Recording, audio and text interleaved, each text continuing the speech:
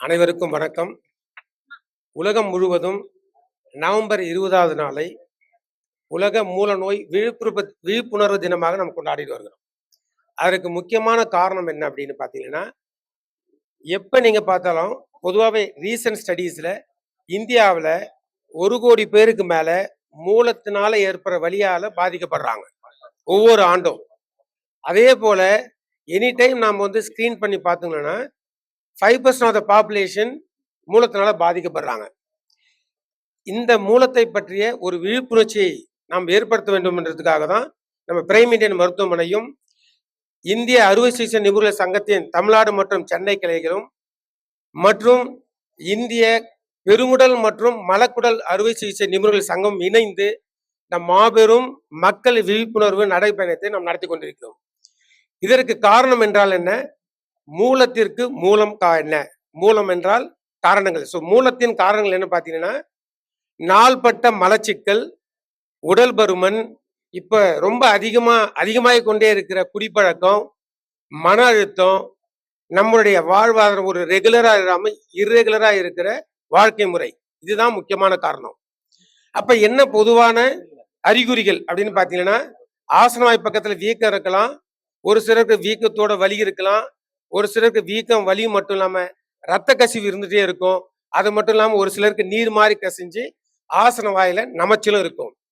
But இந்த விழிப்புணர்வு எதுக்கு ரொம்ப முக்கியம் அப்படின்னு பாத்தீங்கன்னா, எல்லாருமே மோஷன் போகும்போது பிளட் வந்தா பைல்ஸ் நினைச்சுன்னு விட்டுருவாங்க. பட் எங்களை பாக்குறதுல ஒரு சிலருக்கு புற்றுநோய் ஆரம்பிச்சு அது முற்றிய நிலையான பிறகு அவங்க மூலம் நினைச்சு கடைசியில மலம் கழிக்கும் போது அடைப்பு சரி மூலத்தினால்தான் நமக்கு அடைப்பு வந்துச்சுன்னு எங்களை பார்த்தும் போது நாங்கள் செக் பண்ணி பார்த்தா அவங்களுக்கு மலக்குடல்ல புற்றுநோயா இருக்கும். அதனால மலம் கழிக்கும் போது ரத்தம் வந்தால் அது மூலத்தின் அறிகுறி மட்டுமல்ல, மலக்குடல் ஏற்படும் புற்றுநோயா கூட இருக்கலாம். பொதுவாகவே இப்ப ரீசன்ட் காலத்துல பாத்தீங்கன்னா புற்றுநோய் 30 வயசுக்குள்ளேயும் 40 வயசுக்குள்ளேயும் நிறைய பேருக்கு நம்ம மரபணு குறைபாடுகளின் காரணமாக ஏற்படுது. எனவே மலம் கழிக்கும் போது ரத்தம் வந்தால் அது மூலம்தான் நினைக்காம நாம உடனடியா மருத்துவரை போய் பார்த்தா அதுக்கு தகுந்த சிகிச்சையை ஆரம்ப நிலையில் எடுத்துக்கலாம். ஏன்னா மூலத்தை நாங்கள் 4 வகையா பிரிப்போம். முதல் 2 நிலைகளை மருந்து மூலமாகவும் உணவு மூலமாகவும் குணப்படுத்த முடியும். கடைசி 2 நிலைகளை நாம் அறுவை சிகிச்சை மூலமாகவும் லேசர் மூலமாகவும் குணப்படுத்த முடியும். இந்த விழிப்புணர்வை பொதுமக்களுக்கு ஏற்படுத்த வேண்டும் என்ற காரணத்தின் வாயிலாகவே நம்ம இந்த மாபெரும் மூல நோய் விழிப்புணர்வு நடைபயணத்தை இன்று நடத்தி கொண்டிருக்கிறோம். இந்த நல்ல நிகழ்ச்சிக்கு நம்முடைய கார்பரேஷன் கமிஷனர் அவர்கள், நம்முடைய எம்பி அவர்கள், நம்முடைய எம்எல்ஏ அவர்கள், திரு நக்கீரன் கோபால் அவர்கள், திரு தங்கல் பச்சன் அவர்கள் மற்றும் எங்கள் லோக்கல் கவுன்சிலர் புஷ்பலதா ஜெய்கன் மேடம் அவர்கள் மற்றும் அனைவரும் மாபெரும் அளவில் இந்த கலந்து கொண்டு இந்த விழாவை சிறப்பித்தமைக்கு பிரைம் இந்தியன் மருத்துவமனை சார்பாகவும் எங்கள் குடல் மற்றும் பெருங்குடல் அறுவை சிகிச்சை நிபுணர் சார்பாகவும் இந்திய மருத்துவ அறுவை சிகிச்சை நிபுணர் சார்பாகவும் நான் நன்றியை தெரிவித்துக் கொண்டு தற்பொழுது நமது கவுன்சிலர் திரு புஷ்பலதா ஜெயசீலன் ஒரு சில வார்த்தைகள் பேச நான் அன்புடன் அழைக்கிறேன். இன்று தலைமையேற்று நடந்திருக்கும் கமிஷனர் ஐயா ராதாகிருஷ்ணன் சார் அவர்களுக்கும், எம்பி அவர்களுக்கும், எம்எல்ஏ அவர்களுக்கும், பத்திரிகை ஆசிரியர் நக்கீரன் கோபால் அவர்களுக்கும், ஏனைய மருத்துவர்கள் மற்றும் இயக்குனர் தங்கர் பச்சன் சார் அவர்களுக்கும் எல்லாருக்கும் வணக்கம். அகில இந்திய அறுவை சிகிச்சை சங்கமும் அகில இந்திய குடல் இறப்பை மருத்துவர்கள் சங்கமும் இணைந்து வருடம் இந்த மாதிரி ஒரு அவேர்னஸ் ப்ரோக்ராம் நடத்திட்டு இருக்கோம். அதுக்கு டாக்டர் கண்ணன் அவர்கள் பிரைம் இந்தியன் சார்பாக மிகுந்த ஆதரவு கொடுத்து தொடர்ந்து இதை நடத்திட்டு இருக்கிறது அவர்களுடைய வாழ்த்துக்களை தெரிவித்துக்கிறோம். ஸோ பைல்ஸ் மெயினா மூலம் பத்தி நம்ம சொல்றது ஒன்னே ஒண்ணுதான், ரெகுலர் ஹேபிட்ஸ். அவ்வளவுதான். நல்லா கீரை காய்கறி நிறைய சாப்பிடுங்க, ரெகுலர் பவல் ஹேபிட்ஸ் கொண்டு வாங்க. ஏர்லியா கான்ஸ்டிபேஷன் இருந்தாலோ கொஞ்சம் ப்ளீடிங் இருந்தாலோ இமிடியேட்டா அருகில் இருக்க மருத்துவரை போய் அணுகுங்க. ரெகுலர் ஹேபிட்ஸ், ரெகுலர் எக்ஸசைஸ் இந்த மாதிரி ஃபாலோ பண்ணுங்க அப்படின்றத மட்டும் எங்க சங்கத்தின் சார்பா சொல்றோம். ஸோ இயற்கை உணவுகள், அதிக நார் சத்து உள்ள பொருட்கள், அதிக தண்ணி குடிக்கிறது, லைஃப் ஸ்டைல் மாடிஃபிகேஷன், இவ்வளவுதான் பைல்ஸ் வராமல் தடுத்துக்கலாம். கொஞ்சம் ப்ளீடிங் கான்ஸ்டிபேஷன் இருந்தாலும் நியர்பை போய் பார்த்துக்கின்ற ஒரு கருத்தோட இன்றைய இந்த இதுக்கு பங்கு பெற்ற அனைத்து பொதுமக்கள் மற்றும் மாணவர்கள் மற்றும் அனைத்து ஊடகவியாளர்கள் அனைவருக்கும் நன்றிகள் அறுவை சிகிச்சை சங்கம் சார்பாகவும் பிரைம் இந்தியன் கண்ணன் சார் சார்பாகவும் நாங்கள் தெரிவித்துக் கொண்டு விடைபெறுகிறேன். நன்றி. இங்க எல்லாருமே மருத்துவர்கள் குழுமி இருக்கிற ஒரு இடம் இது. நான் ஒரு எளிய சாதாரண மனிதன். என்னுடைய பார்வையில் இந்த நிகழ்வை நான் எப்படி பார்க்குறேன்னா, இன்றைக்கு சென்னை நகரத்தை நிர்வகிக்கக்கூடிய முக்கிய ஆளுமைகள் அனைவரும் பங்கேற்கக்கூடிய ஒரு நிகழ்வு இது. அது அவர் ஐயா ராதாகிருஷ்ணன் ஐயா அவர்கள் என்றும் இளமையோடு இருக்கக்கூடிய ஒரு அதிகாரி. ஆமா, எதுக்காக இதை சொல்றேன்னா, அவர் எதுக்காக இல்லை, அவரை பார்த்து நான் உடம்ப சரியா வச்சுக்கணும்னு தோணும் எனக்கு ஒவ்வொரு முறையும்.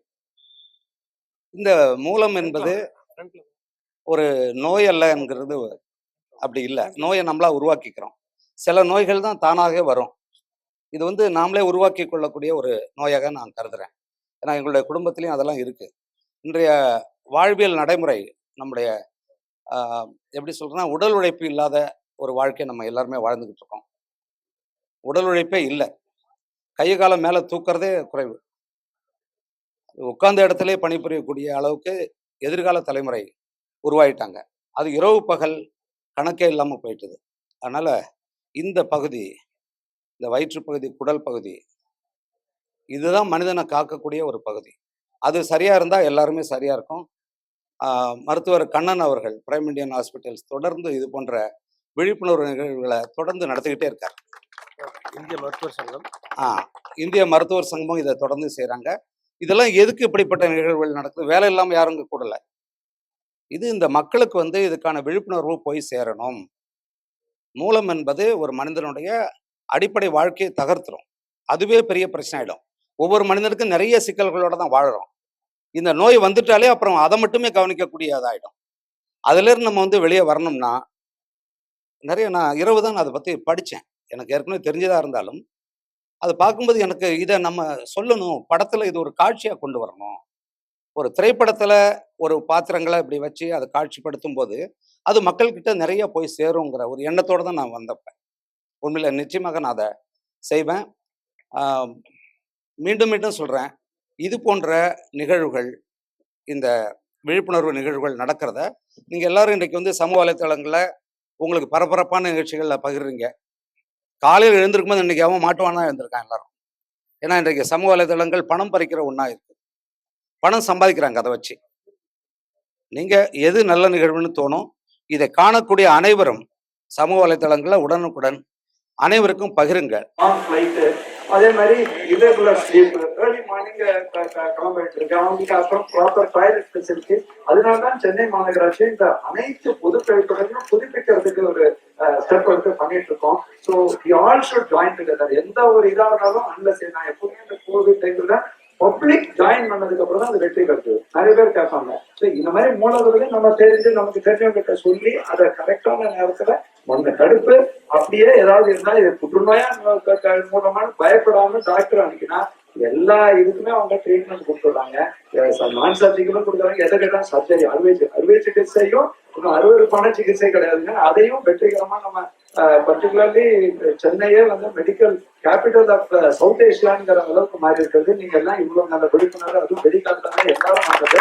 மற்றவங்களுக்கும் நான் நன்றி என்னுடைய வாழ்த்துக்களை தெரிவித்துக் கொள்கிறேன். இந்த நிகழ்ச்சிக்கு வந்திருக்கும் அனைவருக்கும் அதாவது நன்றியை சொல்ல வேண்டும். ஏனென்றால் இந்த பைல்ஸ் அப்படின்றது பாத்தீங்கன்னா, ஏற்கனவே நம்ம கமிஷனர் சொன்ன மாதிரி பல பேருக்கு இந்த பைல்ஸ் அப்படின்றது இருக்கிறது அப்படிங்கிறதே தெரியாது. இப்ப ஏதாவது முகத்தில் ஏதாவது ஒன்று இருந்தால் உடனே அது தெரிந்துவிடும். ஆனால் இது ஒரு மர்ம தேசம் அப்படின்ற மாதிரி ஒரு இடத்துல இருப்பதனால் அதை பற்றி வெளியே பேசுவதற்கு கூட பல பேருக்கு ஒரு கூச்சம் இருக்கும். யாராவது மருத்துவரை அணுகுவது அப்படின்றது கூட லேட்டா தான் நடக்கும். இதை போன்ற ஒரு நோய் அப்படின்றது பாத்தீங்கன்னா, இந்த மூலம் அப்படின்றது பாத்தீங்கன்னா, அந்த நிறைய பேர் சொல்லுவாங்க இந்த உள் மூலம் வெளி மூலம் அப்படின்றதுதான் பல நேரங்களில் ரத்த சோகை அப்படின்றதுனாலதான் அது நமக்கு தெரியவே வரும். அதாவது ஒரு அனீமியா அப்படின்றது. ஏன் அப்படின்னா அங்கிருந்து ரத்தப்போக்கு அப்படின்றது இருந்துகிட்டே இருக்கும். இதை பற்றி ஒரு அவேர்னஸ் அப்படின்றது தொடர்ந்து இப்பெல்லாம் எப்படின்னா, பாத்ரூம்ல போய் உட்காந்துட்டு பாத்ரூம் போறது மட்டும் இல்ல, பாத்ரூம்ல போய் உட்காந்துக்கிட்டு அங்க அரை மணி நேரம் 1 மணி நேரம் புக்கு படிச்சுக்கிட்டு வேற எதையாவது செலுத்திக்கிட்டு செல்போனை வச்சுக்கிட்டு நோண்டிட்டு இருக்கிறது, இதை போன்ற பல விஷயங்கள் இருக்கும் பொழுது இந்த மூலம் அப்படின்றது இருக்கும். இன்னொன்று மூலம் என்பது வயதானவர்கள் மத்தியில் அது ஒரு கேன்சரோட அறிகுறியாகவும் சில சமயங்களில் வரும். அதனால மூலம் அப்படின்றது இதை பற்றிய விழிப்புணர்வு, இது மாதிரி நமக்கு ஒரு பிரச்சனை இருக்கு அதாவது வெளிக்கு போறப்போ அது வந்து எப்படி தெரியும் அப்படின்னா, நீங்க வந்து மோஷன் போறப்போ வந்து அந்த இப்ப எல்லாம் யாருமே இந்தியன் ஸ்டைல் கமோடுன்றது கிடையாது, எல்லாம் வெஸ்டர்ன் ஸ்டைல் கமோடு தான். அது மாதிரி அந்த கமோடுல வந்து ஏதாவது ரத்த கீற்றுகள் இருந்தாலே நீங்கள் வந்து உடனே ஒரு மருத்துவரை அணுக வேண்டும். அவர்களை சென்று பார்த்தீர்கள் என்றால் அவர்கள் அதை செக் பண்ணிட்டு அவங்க வந்து சொல்லுவாங்க இது வந்து அடுத்து என்ன பிரச்சனை, அதாவது இந்த பைல்ஸ்ன்றதுக்கு மூலம் அப்படின்றதுக்கு ஃபிஷர் அப்படின்றது ஒண்ணு இருக்கு. இதையெல்லாம் வந்து கண்டுபிடிக்கும் பிஸ்டுலா அப்படின்றது ஒண்ணு இருக்கு. இது மாதிரி அந்த மோஷன் போற இடத்துலயே வந்து பல பிரச்சனைகள் இருக்கு. ஒவ்வொன்றுக்கும் வேறு வேறு விதமான ஒரு அறுவை சிகிச்சைகள், மருந்துகள் அப்படின்றதெல்லாம் இருக்கு. இதை போன்ற ஒரு விழிப்புணர்வை ஏற்படுத்தி இருக்கும் டாக்டர் கண்ணன் அவர்களுக்கு மீண்டும் டாக்டர் ராதாகிருஷ்ணன் அவர்களே, எம்பி வீராசாமி அவர்களே, ஆனந்த் வீராசாமி அவர்களே, இங்கே கூடியிருக்க அனைவருக்கும் நல்லது. 2 பேரும் டாக்டர், ராதாகிருஷ்ணன் ஒரு டாக்டர், இவரும் டாக்டர். அவங்க நல்லா சொல்லிட்டாங்க. எனக்கு ரொம்ப இதாக இருக்கு.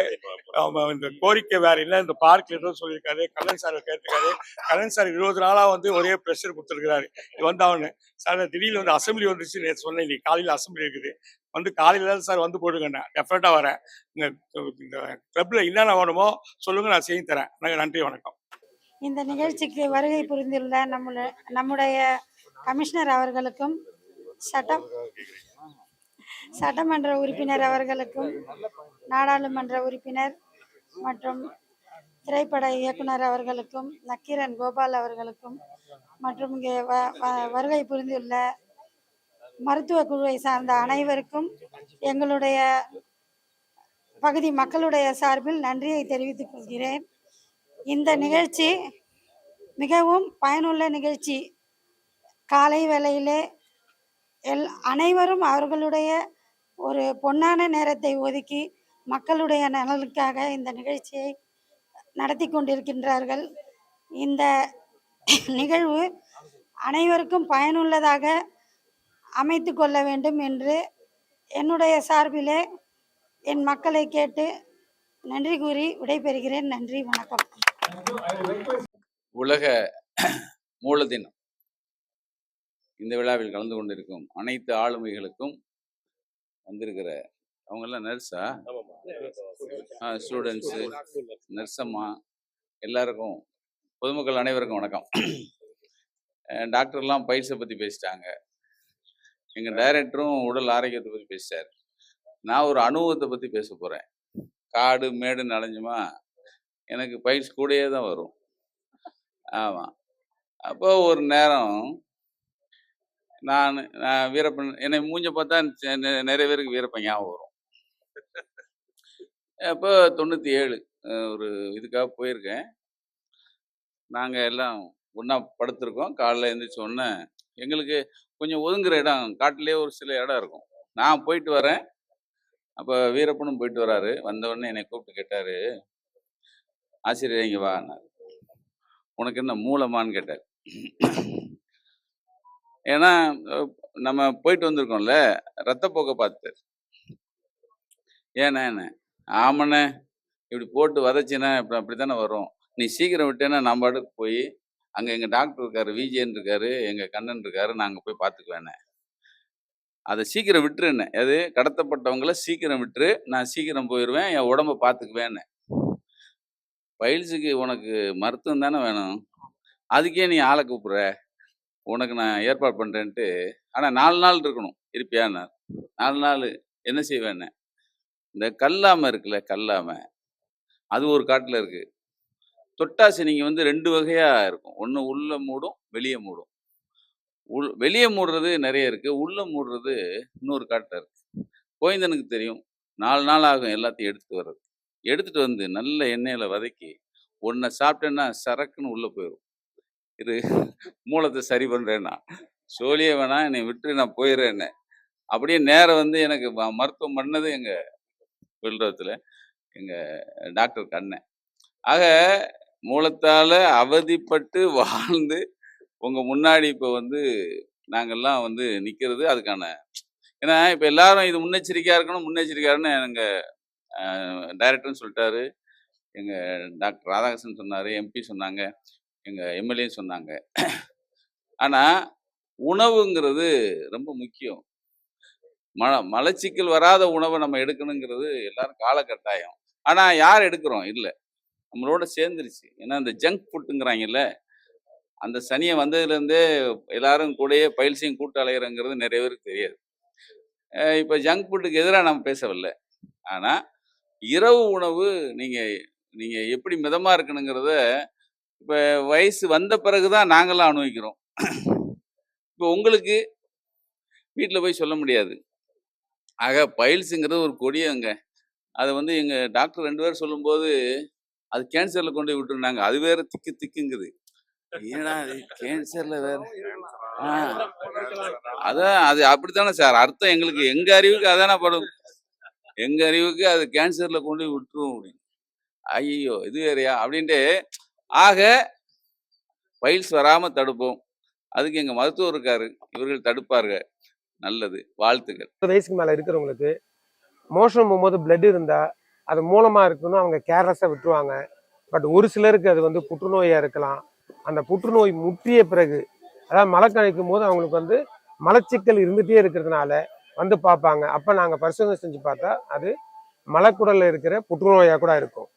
ஸோ அதனால் மூலத்தையே ஆரம்ப நிலையிலே நம்ம வந்து மருத்துவரை அணுகி தகுந்த பரிசோதனை செஞ்சால் அறுவை சிகிச்சை இல்லாமே நம்ம உணவு முறை மூலமாகவும் உடற்பயிற்சி மூலமாகவும் சரிப்படுத்த முடியும்.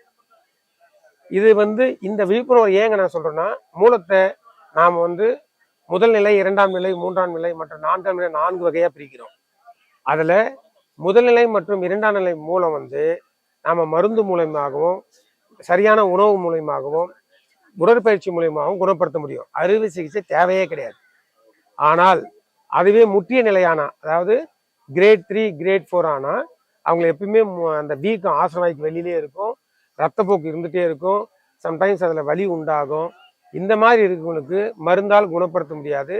அவங்களுக்கு வந்து அறுவை சிகிச்சை மூலமாகவோ லேசர் மூலமாகவோ ஹார்மோனிக் ஸ்கேல்பல் மூலமாகவோ நாம் சிகிச்சை செய்து சரிப்படுத்தணும். அதனால் மூலம் ஆசனவாய்ப்பதில் ரத்த கசிவு இருக்குது அப்படின்னா உடனடியாக மருத்துவரை போய் பார்த்து தகுந்த பரிசோதனை செஞ்சு ஆரம்ப நிலையை கண்டுபிடிச்சா மருந்து மூலமாக குணப்படுத்தலாம்.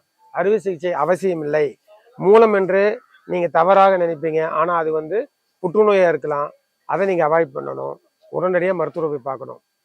நாம் வந்து மூலம் வராமல் தடுக்கணும் அப்படின்னா என்ன செய்யணும் அப்படின்னா, உடல் பருமன் ஆகாமல் பார்த்துக்கோங்க, மலச்சிக்கல் வராத மாதிரி பார்த்துக்கோங்க, அதிக நார்சத்து உணவை எடுங்க, அதிக அளவு தண்ணீர் குடிங்க, மது பழக்கம் இருந்தால் அது உடனடியாக நிறுத்துங்க. நான் மது பழக்கத்தினாலே மூலம் வரலாம். இது மட்டும் இல்லாமல் நீங்கள் வந்து தினமும் உடற்பயிற்சி செய்யணும், யோகா மெடிடேஷன் செஞ்சு மன அழுத்தம் இல்லாமல் நல்ல உறக்கத்துடன் இருந்தால் மூல நோய் உங்களை அண்டாது. இந்த உலக மூலநோய் விழிப்புணர்ச்சி தினமாக நாம் பொதுமக்கள் அனைவருக்கும் இந்த ஒரு நல்ல கருத்தினை இதன் வாயிலாக தெரிவித்துக் கொள்கிறேன். நன்றி, வணக்கம். ரெண்டாவது என்ன உணவு முறையை கையாளும்? ரொம்ப சிம்பிளுங்க. இப்போ பார்த்தீங்கன்னா அதிக நார்சத்து உள்ள உணவை நாம் வந்து எடுத்துக்கணும். அதிக நார்சத்து உள்ள உணவு என்ன அப்படின்னு பார்த்தீங்கன்னா காய்கறிகள், பழங்கள், இதை அதிக அளவு சேர்த்துக்கணும். நம்ம ட்ரை ஃப்ரூட்ஸ், பாதாம் அந்த மாதிரி எடுத்துக்கலாம். அது மட்டும் இல்லாமல் தண்ணி நிறைய குடிக்கணும். பொதுவாக கணக்கு பிரகாரம் பார்த்தா 1 கிலோ எடைக்கு நம்ம வந்து 30 to 50 ml தண்ணி குடிக்கணும். அப்போ ஆவரேஜாக ஒருத்தர் 60 கிலோ இருக்கிறாங்கன்னா 2.5 to 3 லிட்டர் தண்ணி குடித்தாதான் நமக்கு வந்து நம்ம உணவு நல்லா செரிமானம் அடையும். நல்லா அதுக்கு அடுத்த மாதிரி மலமும் எளிதாக கழிக்க முடியும். இல்லைன்னா மலச்சிக்கல் வரும். அதே போல் நாள்தோறும் உடற்பயிற்சியும் நடைப்பயிற்சியும் ரொம்ப ரொம்ப முக்கியம். ஸோ அதிக நார்சத்து உணவு, அதிக அளவு தண்ணீர், நடைப்பயிற்சி, உடற்பயிற்சி இது இருந்தாவே மலச்சிக்கல் இருக்காது. மலச்சிக்கல் இல்லைன்னா மூலம் போன்ற சிக்கல் வரவே வராது. நன்றி டாக்டர். அடுத்ததாக பொதுமக்கள் சார்பாக ஒரு கேள்வி. இதுல வயது வித்தியாசம் உண்டா? சிறுவர்களுக்கு, இளைஞர்களுக்கு, முதியோர்களுக்கு என்று வயது வித்தியாசம் இந்த நோய்க்கு உண்டா? பொதுவாகவே பார்த்தீங்கன்னா நம்ம வாழ்க்கை முறையை பார்க்கும்போது நான் 40 வயசுக்கு மேலே 60 வயசு இருக்கிற வரைக்கும் அதிகமாக நாங்கள் வந்து மூலநோய் இருக்கிறத பார்க்குறோம். ஒரு சிலருக்கு வந்து இது எஸ்பெஷலி 50 வயசு 60 வயசை கடந்தவங்களுக்கு மலச்சிக்கல் மிக முக்கியமான காரணமாக இருக்குது. அந்த மலச்சிக்கலை அவாய்ட் பண்ணுறது தான் நான் முதலே சொன்ன மாதிரி அதிகமான நார்சத்து உணவும் அதிகமான தண்ணீரும் டெய்லி உடற்பயிற்சி, நடைப்பயிற்சி, யோகா, மெடிடேஷன் ஃபாலோ பண்ணணும்னு சொல்கிறோம். மலச்சிக்கல் தானே அப்படின்னு நீங்கள் சாதாரணமாக விட்டீங்கன்னா அந்த மலச்சிக்கல் தான் அந்த மூலநோய் உருவாகிறதுக்கான மிக முக்கியமான சிக்கலான பிரச்சனையாக இருக்குது. அதனால் இந்த 40 வயது 40 வயதுலேருந்து 60 வயது உள்ளவர்கள் கண்டிப்பாக மோஷன் போகும்போது பிளட் வந்தாவோ, ஆசனவாய்ப்பகுதியில் வீக்கம் இருந்தாவோ, இல்லை அந்த இடத்துல நமைச்சல் இருந்தாவோ, வலி இருந்தாவோ கண்டிப்பா மருத்துவரை போய் பார்த்து தகுந்த பரிசோதனை செய்யணும். மூலனும் தவறா நினைக்க வேண்டாம். சம்டைம்ஸ் அது வந்து புற்றுநோயை கூட இருக்கலாம். அது பொதுவாகவே 60 வயசுக்கு மேல இருக்கிறவங்களுக்கு அதிக அளவில் காணப்படுது. இன்றைய ஒர்க் ஹேபிட்ஸ் பாத்தீங்கன்னா சார், பல மணி நேரங்கள் நம்ம அமர்ந்து இருக்குது, உட்கார்ந்து இருக்கக்கூடியதான ஒர்க் ஹேபிட்ஸ், எஸ்பெஷல் ஐடி பீப்புள்லாம் அந்த மாதிரி அநேக நேரம் உட்கார்ந்து இருப்பது இந்த மலச்சிக்கல் நோய்க்கு ஏதாவது மிக மிக மிக முக்கியமான காரணம் அதுதான். மிக நீண்ட நேரம் உட்கார்ந்து இருந்தாவோ, மிக நீண்ட நேரம் நின்றுட்டே இருந்தாவோ, இந்த மலையெல்லாம் அதிகமா ஏறுவாங்க பாருங்க, அந்த மாதிரி அதிகமா ஸ்ட்ரெயின் பண்றவங்க, அதிகமா பலு தூக்குறாங்க பாருங்க இவங்க. அது மட்டும் இல்லாம கர்ப்பிணி பெண்கள் பொதுவாகவே 7, 8, 9வது மாசத்துல கர்ப்பிணி பெண்களுக்கு வந்து மலச்சிக்கல் அதிக அளவு வரும். அதை தவிர்க்கிறதுக்கு நார் சத்து உள்ள நிறைய எடுத்துக்கணும், தண்ணி நிறைய குடிக்கணும், அவங்க உடற்பயிற்சியும் செய்யணும். இவங்களுக்கெல்லாம் வந்து மூல நோய் மிக அதிக அளவில் வருது. அதை தவிர்க்கணும்னா 2 மணி நேரத்துக்கு மேல ரொம்ப உட்காந்து வேலை செய்யக்கூடாது. ஒரு 10 நிமிஷம் நம்ம வந்து நம்ம ஒர்க்கை நிறுத்திட்டு நடக்கணும். எஸ்பெஷலி சிஸ்டத்துல யார் யார் யூஸ் பண்றாங்க, ஐடி பீப்புள், மற்ற எல்லாருமே யார் யார் சிஸ்டம் யூஸ் பண்றாங்களோ அவங்க 6 மணி நேரம், 8 மணி நேரம், ஈவன் 10 மணி நேரம் கூட தொடர்ந்து உட்காந்து வேலை செய்வாங்க. சரியா சாப்பிட மாட்டாங்க, நேரத்துக்கு சாப்பிட மாட்டாங்க, தேவையான அளவு தண்ணி குடிக்க மாட்டாங்க. அந்த மாதிரி நம்ம உட்கார்ந்துட்டு இருந்துட்டே இருக்கும்போது அவங்களுக்கு வந்து மூல நோய் வரதுக்கான வாய்ப்பு ரொம்ப ரொம்ப அதிகம். அதனால எவ்ரி 2 hours உட்கார்ந்துட்டு இருக்கிறவங்க ஒரு 10 நிமிஷம் நடந்துட்டு மறுபடியும் வந்து உட்கார்ந்து அவங்க வேலையை செய்யறது தான் ரொம்ப ரொம்ப நல்லது. ஏன்னா இது பொதுவாகவே மூல நோய் விலங்குகளுக்கு வரவே வராது. ஏன்னா அது வந்து 4 கால் பிராணிகள். இது வந்து நம்ம ஹியூமன் பீயிங் தான் வரும். ஏன்னா நம்மளாம் 2 கால்ல ஸ்ட்ரெயிட்டா நடக்கிறோம். அப்ப நம்ம நடந்து போயிட்டு இருக்கும்போது நம்ம அறியாமே ஆசனவாய் பகுதியில் ஒரு அழுத்தம் இருந்துட்டே இருக்கும். அந்த அழுத்தம் அதிகமாயின்னு போயிட்டே இருக்கு, மலச்சிக்கல் மூலயமா அதிகமாகி போயிட்டே இருக்குன்னா அவங்களுக்கு வந்து ஆசனவாய் பகுதியில் மூலம் வர்றதுக்கான வாய்ப்புகள் ரொம்ப ரொம்ப அதிகம். It is penalty paid by the human being for the erect posture. அது அந்த மாதிரி வெப்சைட் இருக்கு. ஸோ நீங்க என்ன இது மூலியமா புரிஞ்சுக்கணும் அப்படின்னா, நம்மளுடைய வாழ்க்கை முறையை மாற்றிக்கிட்டாவே இந்த மூலம் என்ற பிரச்சனை வந்து கண்டிப்பா வெளிவந்துட முடியும்.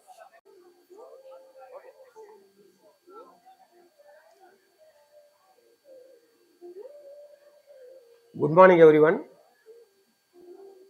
Every year we are celebrating this World Piles Day in November 20th, through which we are conducting so many awareness programs like walkathon, marathon, cyclathon in various hospitals and public places and medical colleges like that. The idea of conducting the piles awareness is, it is mainly the lifestyle disorder. The common reasons for the piles are constipation,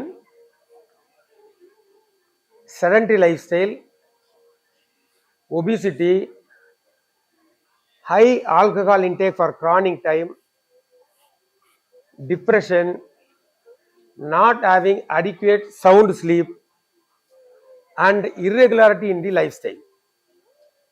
Especially some of them sitting too long time, some of them doing their job in always in the standing positions. So these are the very common reasons, especially during pregnancy. Generally after 6, 7, 8 months they are developing piles, all because of the irregularity in the diet pattern, lifestyle, sleep pattern and stress. So the common symptoms for the piles are swelling in the anal region. Sometimes the swelling associated with pain because of the complication. Sometimes the swelling, pain and as well as bleeding while passing motion. Sometimes they are having all these associated with the mucus discharge and irritation around the anus. So these are the common symptoms. But in medical we are dividing the piles into 4 grades: grade 1, grade 2, grade 3 and grade 4. In grade 1, while passing motion they are having only the bleeding and there is no swelling. And the grade 2, while passing motion the swelling descends down below the anus, they are having bleeding, sometimes mucus discharge. After the completion of defecation, that is passing motion, the piles automatically goes in. So there won't be any swelling after the defecation. In grade 3, what happened? The piles is descending down below the anus during defecation, and after the end of the defecation, the person who is having piles, they will push inside. This is grade 3. The grade 4 is they are having always the prolapsed pile mass outside the anus. So in medical we invariably say they are sitting on their piles, because the piles will be in the all around the anus. So it will give the cushioning effect. But the problem is always these type of grade 3 and 4, they are getting complications like severe bleeding, for which they are getting anemia, and swelling with the clot with the severe pain, sometimes associated with the infection causing abscess in the perianal region.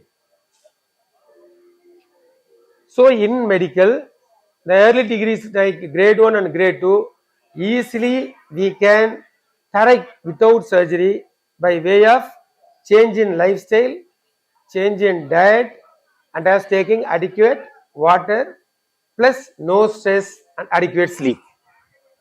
So diet means high fiber diet with more of fruits, vegetables, green leaves, and adequate water, at least 2 to 3 liters for 60 to 70 kgs personalities. Regular walking, exercise, yoga, meditation. These will correct the piles without any surgery. But in grade 3 and 4, definitely the person who is having piles needs surgery. That can be done by the open procedure. For that we are using the knife. We can very well use the laser to correct the piles. We can use the hormone scalp like that. The advantage in the lasers are there won't be much pain and early recovery. They can do their work within few days, and it having the capacity of quick healing.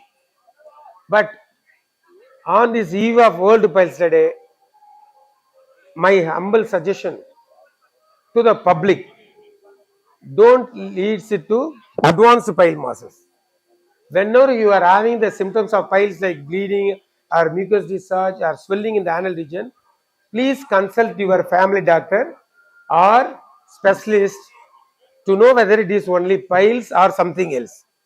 Sometimes there will be cancer in the rectum, that is in the lower part of the large bowel. There only the motion stays and coming back out, or in the large bowel it could be cancer, because in cancer also there is no pain. They will have only bleeding while passing motion. In piles also, unless there is having complications, they are having only painless bleeding. So the public cannot differentiate whether it is cancer or piles. So the ideal thing is, whenever you are having bleeding while passing motion, go to the doctor, consult, do the necessary investigation, and make it clear and completely cure from the problem.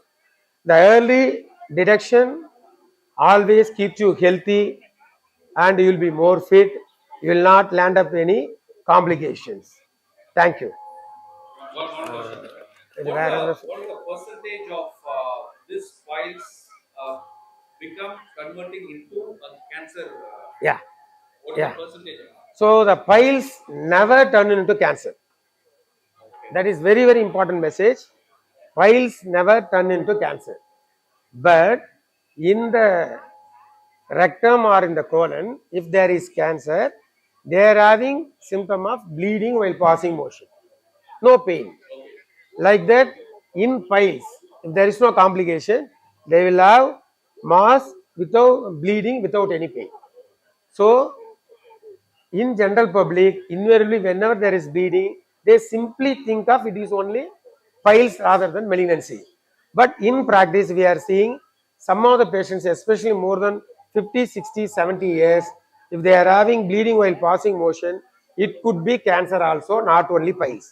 So for that only, we are appealing to the public, if you are having the bleeding while passing motion, go to the doctor, consult, cure it whether it is piles or malignancy. Everything is early stage, Even cancer, it is curable. If it is late stage, it is not a curable, only controllable. So we can do only the palliative surgery. And recent data shows in India, around 130 crore people, 1 crore of people every year suffering from the pain because of the piles. The recent data shows 1 crore people every year having pain because of the piles. At any time, if you screen the people, the 5% of the people always having the piles. And recent data shows in 50 years and above, definitely in their lifetime, 50% of the population will have the piles. So above 50 years, the 50% of the population will have the piles. It could be early or late, but definitely there is chance of piles after 50 years because of the lifestyle and as well as the dietary pattern. So that's why we are suggesting, if there is bleeding while passing motion, don't think of only piles, it could be cancer also. And what is that you are going to suggest the public about the lifestyle of the public that has to be changed to eradicate the piles disease? Yes, the only mantra is avoid constipation. Constipation is the one of the main reason for the development of piles. So to avoid constipation, very simple, high fiber diet, adequate water, regular exercise and walking, plus adequate sleep at least 5 to 6 hours a day, and tension stress free lifestyle, because the stress will cause irregularity in everything. They are not taking food in time, they are not having adequate sleep, they are not doing proper exercise. That leads to constipation. That is the main source for the development of piles. And during pregnancy, they should avoid the constipation by regularize the lifestyle, and better to quit the alcohol. The alcohol is one of the reasons for the piles, especially the chronic alcohol, more than 5-10 years. If they are taking alcohol 3 days a week or regularly or even weekly once with heavy drinking, they are getting fatty liver followed by cirrhosis. That cirrhosis causing severe type of piles. In medically we are saying they are having hemorrhoids and as well as engagement of the rectal vessels, that is varicosities of the rectal vessels, that causing enormous bleeding, that in fact some of them bleed to death. So could be alcohol, and don't be in the sedentary lifestyle. So you should avoid the sedentary lifestyle. So avoid constipation, reduce your weight, avoid obesity, avoid sedentary lifestyle, quit the alcohol. With all this, you will be definitely will not develop any piles, and even if you develop piles, it could be early, easily correctable by medicines, not necessary to have any surgery. Thank you, Doctor. Last one. How to rectify the constipation? Chat, sir. Constipation. How to people or public? See, already, already we told, by avoiding the constipation, take adequate fiber diet, more of fruits, vegetables, and as well as greeneries, and take adequate water, at least 2.5 to 3 liters a day, regular walking, doing yoga and meditations, and you should have sound sleep at least 5 to 6 hours a day, especially above 50 years. Thank you. Thank you. Thank you. Thanks for this wonderful